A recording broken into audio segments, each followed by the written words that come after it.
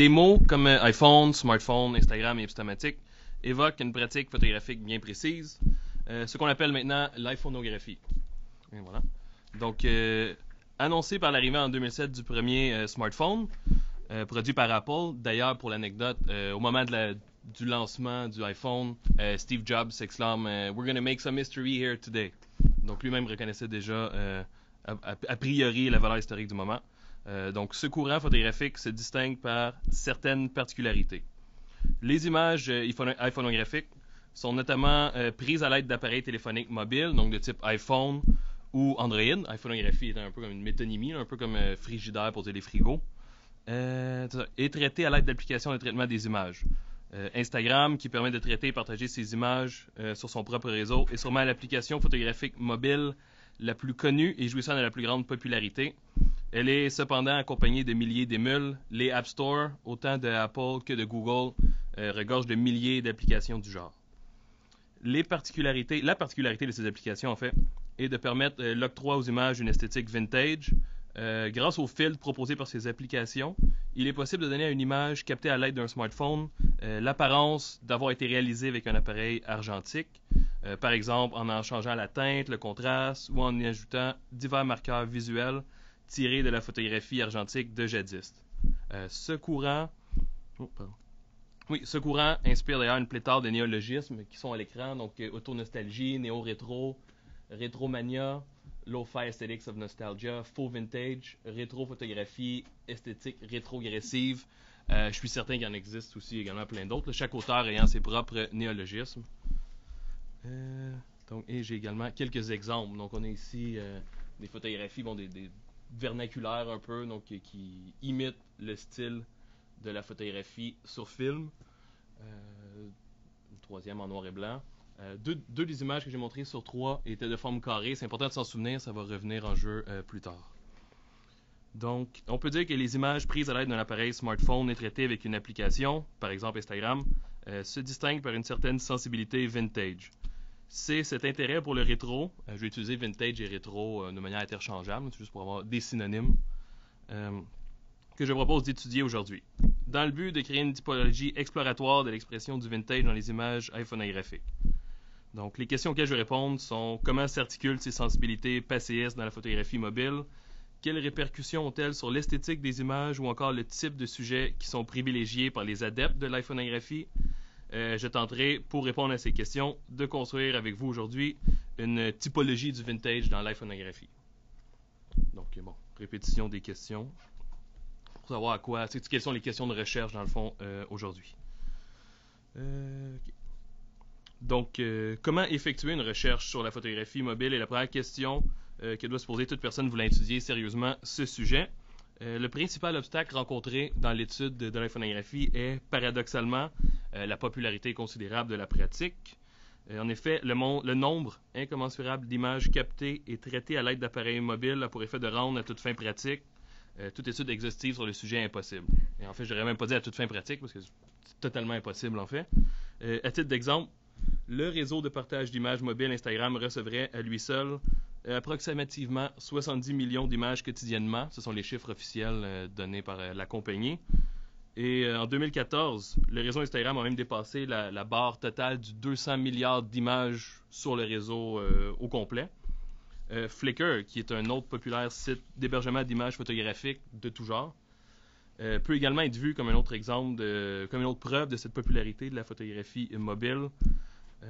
C'est ça, hébergeant des millions d'images. Le site a vu dans les dernières années les appareils réflexes et traditionnels être dépassés en popularité par les appareils smartphones, donc les iPhones, les Android, qui sont devenus les appareils les plus utilisés pour produire les images qui sont hébergées sur le site. Afin de pallier à cette problématique, j'ai privilégié, dans le cadre de cette recherche que je vous présente aujourd'hui, une approche qui serait plutôt panoramique et qui viserait à donner une vision d'ensemble de la photographie mobile, sans évidemment prétendre à l'exhaustivité. Pour ce faire, j'ai donc déployé une méthodologie de recherche en crowdsourcing, qu'on appelle aussi en français externalisation ouverte. C'est-à-dire donc un acte d'ouvrir la recherche à des agents extérieurs, faire littéralement appel à la foule, ici afin d'apporter un support dans la collecte de données. Donc on peut voir ça aussi comme une forme de culture participative appliquée à la recherche. Donc c'est ça, dans le cadre de ma recherche, ce recours au crowdsourcing s'est concrétisé sous la forme d'un appel à contribution qui visait les photographes mobiles, dans le fond adeptes de l'iPhonographie. Ceux-ci et celles-ci étaient alors invités à soumettre des images de leur crue, dans le fond pour nourrir le corpus. La seule condition était qu'elle était évidemment prise avec un appareil mobile et traitée avec une application de traitement des images. Les espaces visés pour l'appel à la contribution étaient nombreux, donc les groupes, puis il y a des groupes d'adeptes sur Internet, évidemment, de cette pratique-là. Donc sur Reddit, sur Flickr, sur les groupes Facebook, les infolettres. Aussi, l'UQAM a diffusé l'appel à la contribution, donc ça a été diffusé assez largement. Donc pour ce qui est des résultats de la recherche, c'est ça. Ça m'a permis de me constituer un corpus de 422 images au total, ce qui est appréciable. Du large éventail d'images consultées, une tendance claire semblait se dessiner, c'est qu'il serait possible de regrouper une majorité des images consultées sous un type qu'on pourrait dire comme vintage, dans le fond les images iPhonographiques vintage, qui composaient 64% du total du corpus dans le fond. Donc sur 422, ce qui fait 273 images. Ici, à titre comparatif, je vous ai mis des études similaires avec la taille des corpus. Donc, comme vous pouvez voir, il y en a seulement un seul qui a pu me dépasser avec 500 images dans son corpus. Donc, ma proposition, qui existerait un vintage propre aux images iPhonographiques, repose sur une analyse en 3 temps des images recueillies. Donc, dans un premier temps, l'analyse plastique des images, les modifications qui leur ont été apportées par le biais de filtres numériques. Deuxième temps, une analyse des sujets qui ont été privilégiés dans ce type d'image. Et dans un dernier temps, qui est un élément plus minime mais tout de même présent, une analyse des divers éléments textuels et paratextuels qui accompagnent les images. Okay. Donc, pour ce qui est de l'analyse plastique des images, qui est évidemment leur composante principale, les filtres photographiques qui sont offerts par les applications mobiles sont qualifiés par Dominique Schrey de Analog Filter für Digital Fotos. Mon allemand est un peu... Mon allemand 101 est loin. Une expression allemande, ça, qui se traduit littéralement par filtre argentique pour image numérique. Donc, ces filtres se distinguent par la possibilité qu'ils offrent de simuler une capture photographique argentique. L'utilisation de ces filtres se manifeste généralement de façon plus évidente par un ajout aux images de tonalités contrastées ou de couleurs vives, qui évoque le résultat, par exemple, d'un développement croisé, donc qui est de développer des films dans les mauvaises chimies intentionnellement pour avoir des résultats un peu plus visuellement intéressants. Ou encore de créer des images monochromes ou de teintes sépia. On peut également constater dans nombre d'images un ajout de grains photographiques, c'est ça, surtout dans les images noir et blanc. On passera ici aux exemples que j'ai montrés en introduction de cette communication ou ceux qui vont suivre. Plusieurs particularités de la photographie argentique, donc sur film, sont également récupérées par les applications mobiles de traitement des images. Une qui est particulièrement populaire sont les fuites de lumière, light leaks en anglais, qui résultent d'une lumière parasite qui rentre dans une caméra au moment de la capture. Donc j'en ai pris 3 exemples. On peut le voir ici.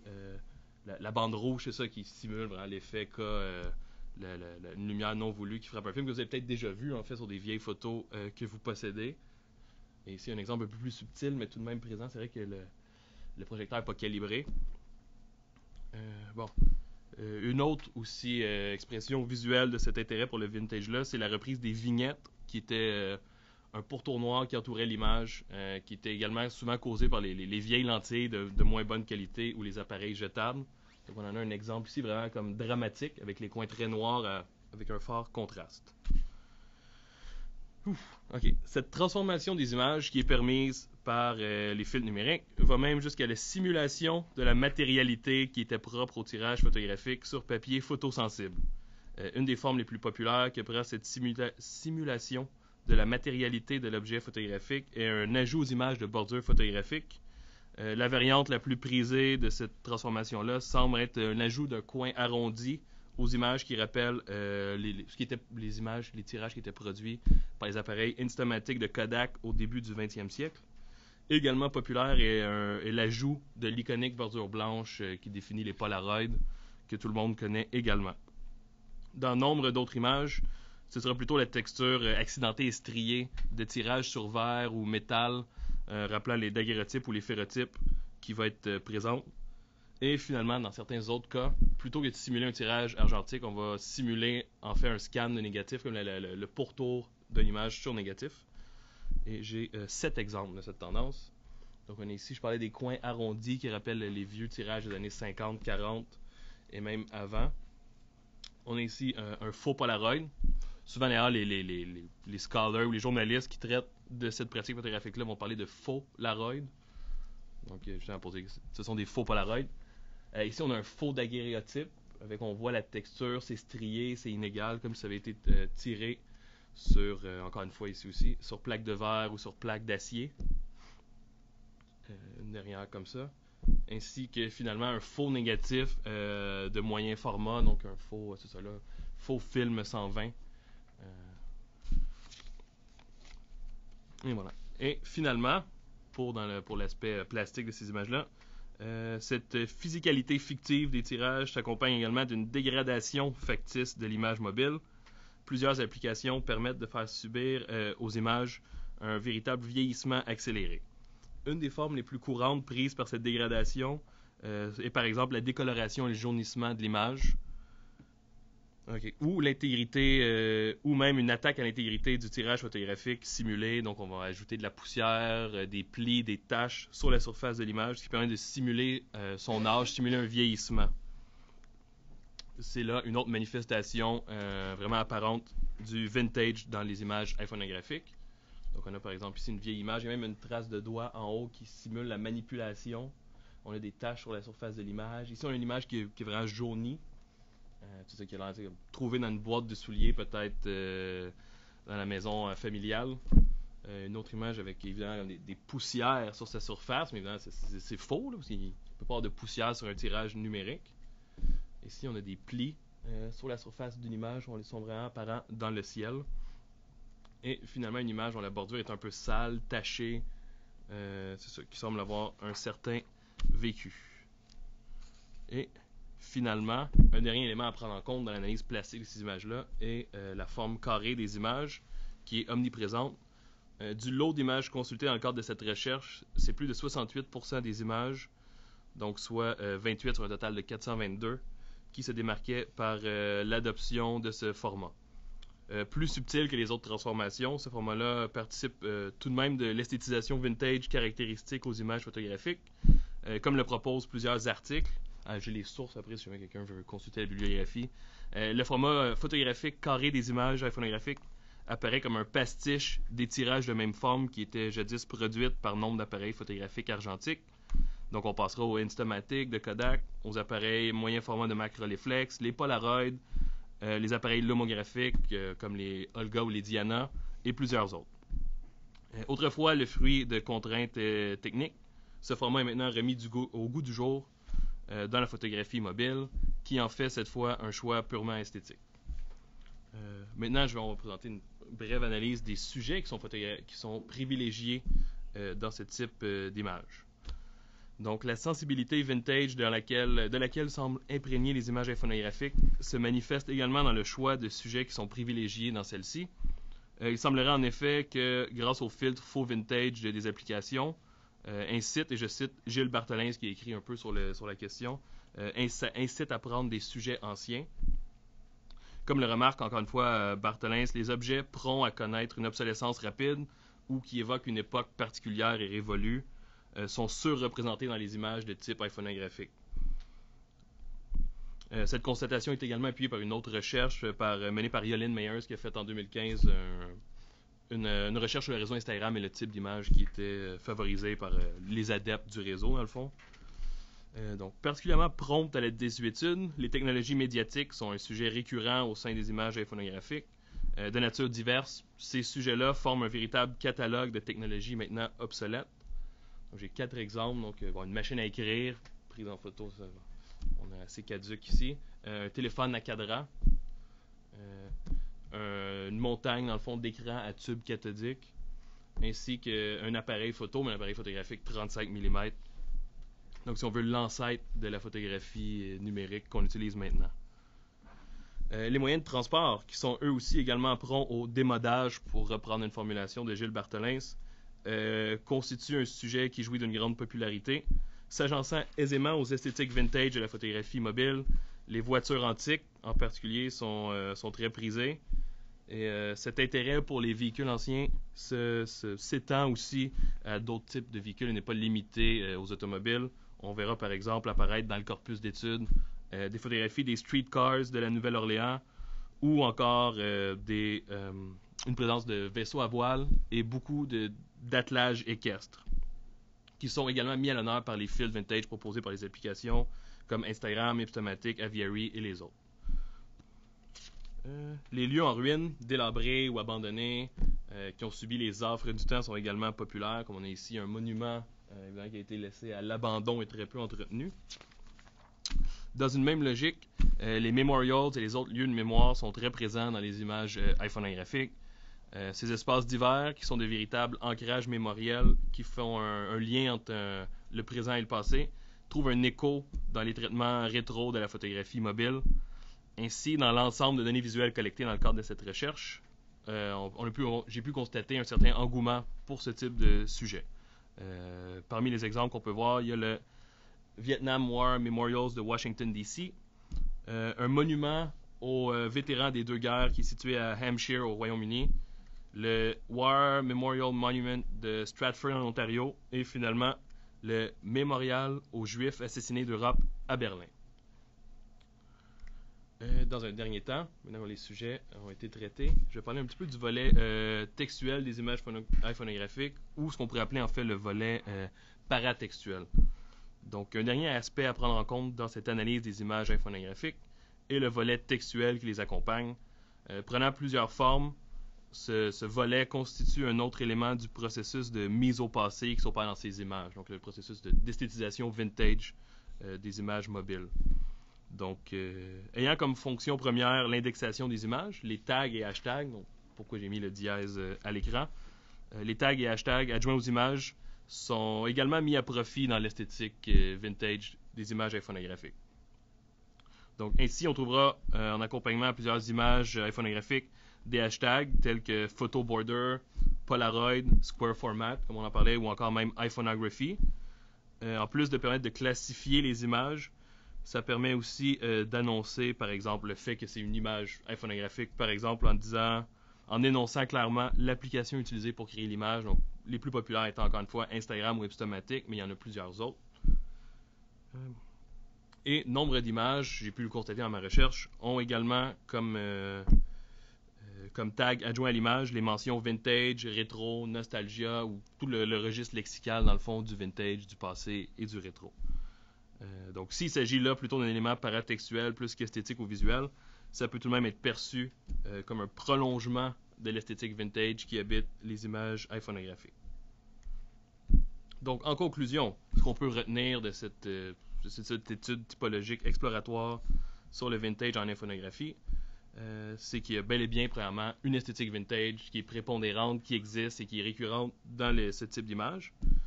Donc, cette sensibilité passéiste-là s'exprimerait de deux façons. Donc, tout d'abord, pour citer Dan Keep dans son texte « Artist with a Camera Phone, A Decade of Mobile Photography », les images iPhoneographiques sont un espace de remédiation et de réimagination de la photographie argentique. Tel que défini par Bolter, je survole un peu la question, mais tel que défini par Bolter, la remédiation est une relation de transfert et d'emprunt entre deux technologies médiatiques, normalement quand une supplante l'autre, mais pas forcément. Donc c'est en quelque sorte une émulation entre les médias. Donc par exemple, lorsqu'un médium s'approprie certaines particularités propres à une autre technologie médiatique. Donc lorsque des filtres, par exemple numériques, sont appliqués à une image pour lui donner l'apparence d'avoir été créé par exemple par une technologie médiatique argentique sur film, on peut parler là de remédiation. Et là, je touche même pas la question des interfaces des applications qui souvent simulent la prise de vue avec une caméra argentique. Donc, dans un premier temps, il y a un processus de remédiation, c'est à l'écran. Et aussi, en plus, pour venir appuyer cette remédiation-là de la photographie argentique, il y a ce qu'on pourrait appeler la présence d'appels au passé. Donc, comme le remarque encore une fois Gilles Barthelins, l'iPhonographie manifeste une certaine tendance à consommer le passé. Dans le corpus, on a pu voir que ça se manifeste par une fascination marquée pour les sujets anciens, comme on a vu, les sujets défraîchis, caducs ou passé date, ou, encore une fois, par un lexique qui exprime justement cet intérêt-là pour le vintage et le passé, par exemple, dans les hashtags. Donc, pour résumer en une phrase, l'esthétique vintage propre à la photographie naîtrait de la rencontre entre la remédiation de la photographie argentique et la présence dans les images et dans le domaine textuel qui les entoure d'appels au passé qui prennent des formes multiples. Merci.